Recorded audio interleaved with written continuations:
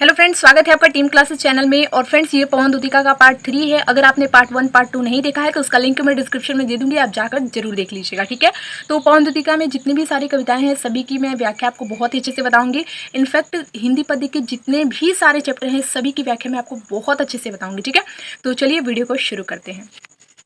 तो फ्रेंड्स, मैं आपको बहुत अच्छे से इसकी व्याख्या बताऊंगी। उससे पहले अगर आपने अभी तक टीम क्लासेस चैनल को सब्सक्राइब नहीं किया है तो फटाफट से सब्सक्राइब कर लीजिएगा और साथ में जो नोटिफिकेशन बेल है उसे भी ऑन कर दीजिएगा, जिससे कि जब भी मैं वीडियो अपलोड करूंगी तो उसका नोटिफिकेशन आपको मिल जाएगा, ठीक है। तो देखिए फ्रेंड्स, सांचे ढाला सकल वपू है दिव्य सौंदर्यशाली, सतपुष्पोसी सुरभि उसकी प्राण संपोषिका है। दोनों कंधे वृषभ वर्षे हैं बड़े ही सजीले, लंबी बाहें कलब कर सी शक्ति की पेटिका है। तो यहाँ पर मैं आपको बता दूं कि सबसे पहले तो मैं आपको ये बता देती हूँ कि राधा जी जो है वो पवन को दूत बनाकर भेजती हैं श्री कृष्ण जी के पास। वही राधा जी बता रही हैं कृष्ण के बारे में पवन से कि वे कैसे हैं, कैसे दिखते हैं, ठीक है। तो ये सब कुछ बताती है। तो देखिए, साचे ढाला सकल वपू है दिव्य सौंदर्यशाली, सतपुष्पोसी सुरभि उसकी प्राण संपोषिका है। तो राधा जी पवन से कहती है कि उनका शरीर मानो ऐसा प्रतीत होता है देखने पर जैसे कि वो सांचे में ढाला गया हो, ठीक है। और उनकी शारीरिक जो सौंदर्य की छटा है वो स्वर्गीय है, दिव्य सौंदर्यशाली यानी कि स्वर्गीय है। सतपुष्पों से सुरभि उसकी प्राण संपोषिका है। उस शरीर की जो सुगंध है वो फूलों की सुगंध के समान है और प्राणों को शक्ति प्रदान करने वाली है, ठीक है। आगे क्या बताती है, आगे बताती है कि दोनों कंधे वृषभ वर्षे हैं। वृषभ का मतलब होता है बैल। कहती है राधा जी की उनके जो दोनों कंधे हैं, ठीक है, दोनों कंधे वृषभ वर्षे हैं बड़े ही सजीले। उनके जो दोनों कंधे हैं वो बैल के कंधों के समान बहुत ही आकर्षक है। और आगे कहती है कि लंबी बाहें कलब कर्षी शक्ति की पेटिका है। और उनकी जो बाहें हैं वो हाथी के सूंड के समान लंबी तथा शक्ति की पिटारी के समान है। तो ये राधा जी पवन को समझाती है, बताती है, ठीक है। आगे देखिए, राजाओं सा सिर पर लसा दिव्य आपीड़ होगा, शोभा होगी उभय श्रुति में स्वर्ण के कुंडलों की, नाना रत्ना कलित भुज में मंजू केऊर होंगे, मोती माला लसित उनका कंबू सा कंठ होगा। तो क्या कहती हैं कि राजाओं सा सिर पर लसा दिव्य आपीड़ होगा, शोभा होगी उभय श्रुति में स्वर्ण के कुंडलों की। कहती हैं कि उनके सिर पर राजाओं जैसा मुकुट सुशोभित होगा, उनके दोनों कानों में जो है वो सोने के कुंडल शोभा पा रहे होंगे, नाना रत्ना कलित भुज में मंजू केऊर होगे, मोती माला लसित उनका कंबू सा कंठ होगा। कहते हैं कि उनकी भुजाओं में जो है वो अनेक रत्नों से युक्त बाजूबंद होंगे और उनका जो कंठ है, ठीक है, मोती माला लसित उनका कंबूसा कंठ होगा। उनका जो कंठ है वो शंख के समान होगा तथा मोतियों की माला से सुशोभित होगा। तो ये राधा जी जो है बताती है पवन दुतिका को, ठीक है, श्री कृष्ण जी के बारे में कि वो कैसे होंगे, कैसे दिखेंगे, उनका शरीर कैसा होगा। चलिए आगे का देखते हैं। तेरे में है न यह गुण जो तू व्यथा सुनाए। अब क्या कहती है राधा जी, अब पवन से क्या कहती हैं सुनिए। व्यापारों को प्रखर मतियों युक्तियों से चलाना, बैठे जाहो निज सदन में मेघ सी गति वाले, तो चित्रों को इस भवन के ध्यान से देख जाना।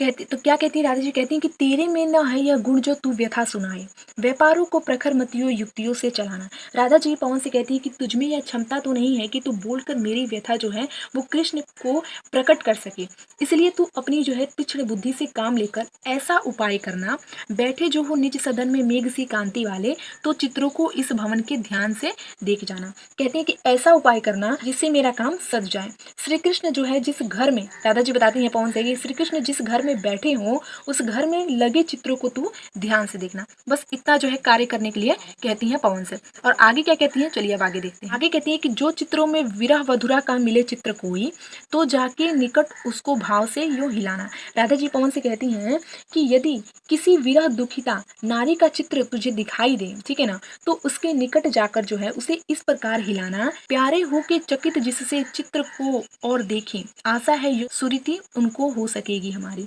कि प्राण प्रिय श्री कृष्ण जो है आश्चर्यचकित होकर उस चित्र की ओर देखने लगे और उस ओर ध्यान जाने पर जब वे एक विराणी का चित्र देखेंगे तो आशा है कि उन्हें जो है अपने वियोग से पीड़ित मेरी याद आ जाएगी, ठीक है। तो ये राधा जी समझाती हैं, बताती हैं।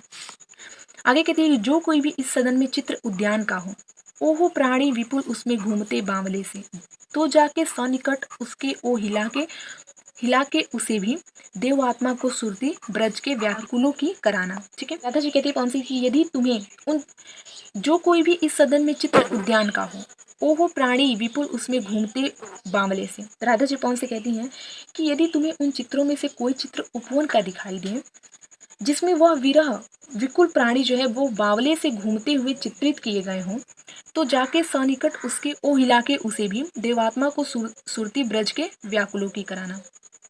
तो कहती हैं कि तो तुम उस चित्र के पास जाकर उसे हिला देना, ठीक है, और इस प्रकार प्रियतम को बता देना, यह बता देना कि तुम्हारे विरह में जो है तुम्हारी प्रिय राधा जो है वो इसी भांति व्याकुल होकर बावली से घूमती रहती है, ठीक। और साथ ही हे पवन, इस प्रकार से तुम उन देवात्मा श्री कृष्ण को व्याकुल ब्रजवासियों की याद भी करा देना।